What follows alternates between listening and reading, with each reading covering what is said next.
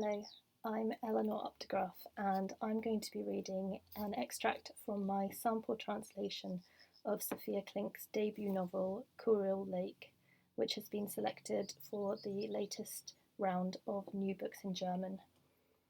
This novel is a beautiful work of fiction inspired by the author's experiences working as a research scientist in Siberia, and it offers a view of climate change and the natural world at the level of both volcanoes and microorganisms in a lake.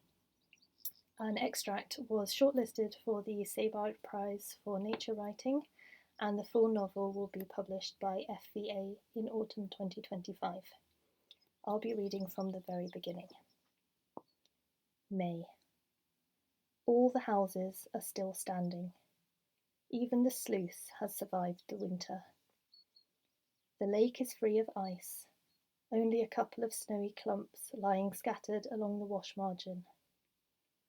The main house needs to be given a fresh coat of paint, the beds newly fenced. The wind is blowing so fiercely we'll be able to turn on the turbine tomorrow, and then we'll have electricity for our laptops and microscopes. Vova and I go out to the sluice again and again.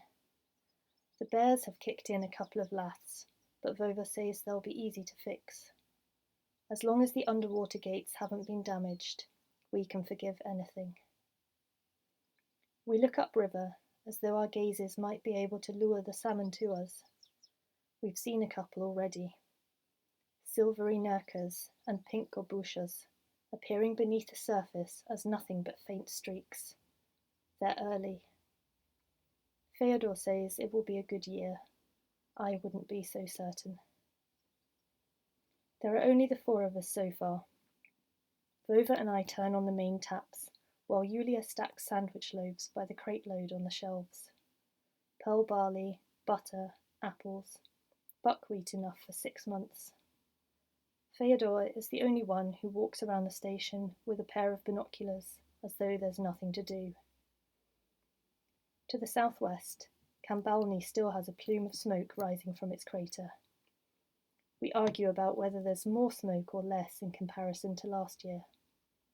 I think there's more, but I only have 6 summers for comparison, not nearly as many as Fyodor and Yulia.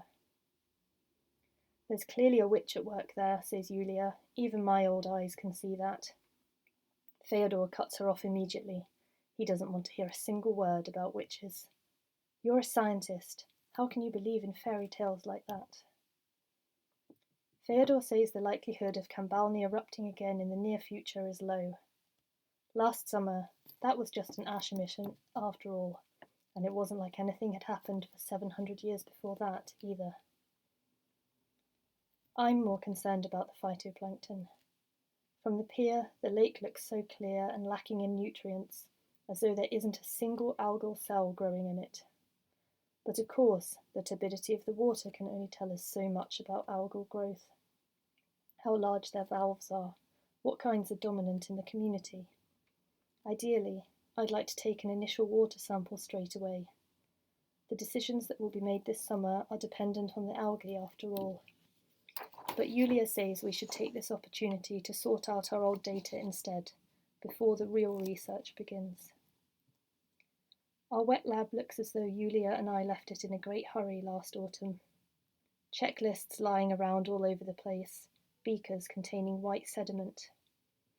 I even find one of Yulia's mugs with an old tea bag stuck inside it. I take hold of the string and peel it away from the rim. An enormous armoured alga, brown with a porous theca, rotating about its own flagellum. I think of the millions of dead organisms that we left behind in September, uncounted. More than 100 brown vials, in which an entire fauna lies dead on the bottom, my diatoms, Yulia's zooplankton. I can't bring myself to chuck out the plankton samples, although I know Yulia will tell me off. What do you want with that old stuff? We got significant results, didn't we? A couple of extra data points aren't going to be any help to us now, I'm afraid. I know, Yulia, but all the same, I wouldn't be so quick to throw out the old samples. Just for comparison, in case we get similarly bad data to last year. The right recommendation can so easily be the wrong one when it comes to tipping tons of chemicals into a lake. We have far too little control over what will happen to Kurile Lake this summer. I want to be prepared for anything.